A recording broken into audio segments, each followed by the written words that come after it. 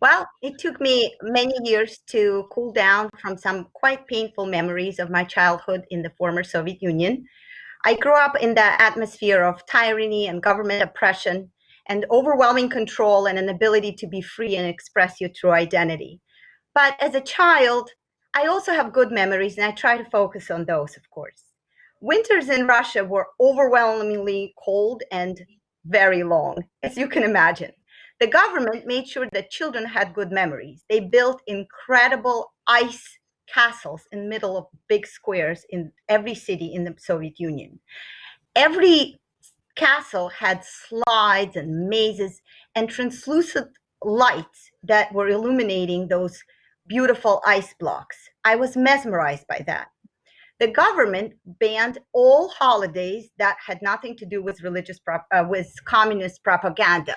Thus, religion was banned, and the only two holidays that were still celebrated widely was birthdays. It's still a very big deal for me, and New Year's. New Year's was a magnificent holiday. The main character of the holiday was Grandpa Frost, I would say. Interestingly enough, Grandpa Frost looked exactly like Santa Claus, but because religion was banned, of course, there's no way in the world that we could say that he was the Santa Claus. He had a heavy beard, he had a very warm coat, matching pants, and he gave out gifts. But just a coincidence.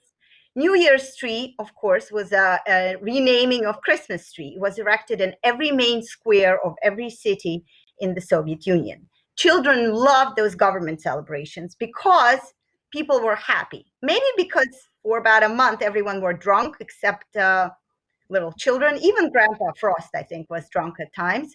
He had a granddaughter accompany him to many celebrations, which is strange now that I think of it because didn't have children and he didn't have a wife. But what Soviet citizen would ever question the past of the famous grandpa? Not a good idea.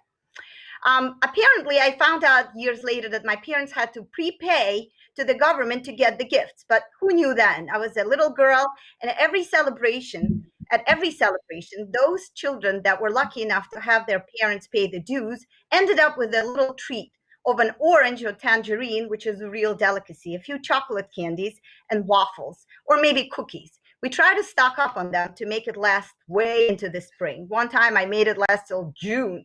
So you can imagine this was a real treasure.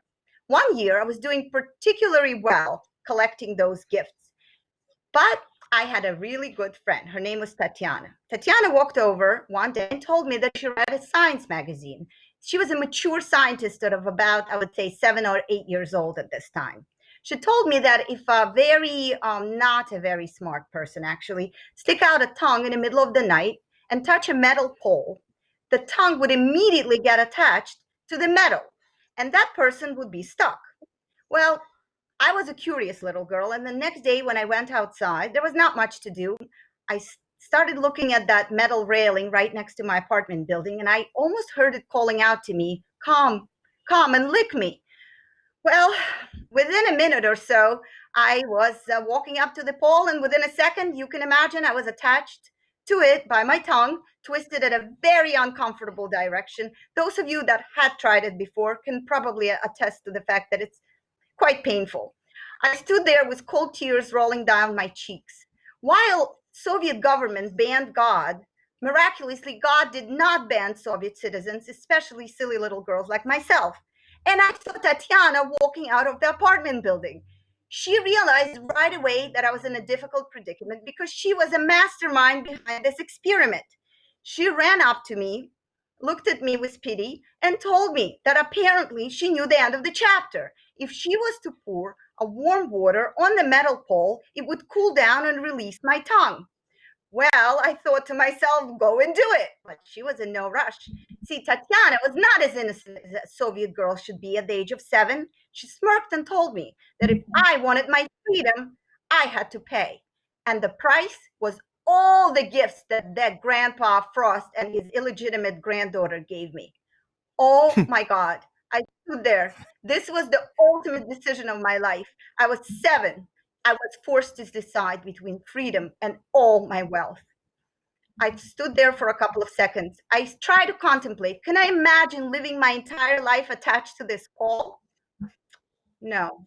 I thought of my life and I knew I had to pay this price. I nodded to Tatiana and she swiftly ran inside. She came back with a cup with of warm water. She poured it on the pole, and of course, it cooled down and released me from it. I thought to myself that perhaps this is my personal Egypt, this pole, and the water is my splitting. I had to pay my price. I had no choice. Tatiana looked at me sternly. She followed me to my apartment. A deal is a deal. I was walking with my stuck out tongue, my tears rolling. My tongue was so sore from trying to detach myself from that prison of mine of a pole. Tatiana looked at me as I retrieved the box with treasure: 17 oranges, 11 chocolate candies, 7 cookies, and 3 waffles. She took it all, but that was my price for freedom. Sometimes on December 31st, I buy myself citrus and chocolate, and I sit there and I celebrate my freedom. Many years have gone by, I still treasure freedom above all. In 1989, my parents were given a choice to leave Soviet Union and leave everything behind. And just like that time, a little girl of 7, they chose. There is no price high enough to pay to be free. Thank you.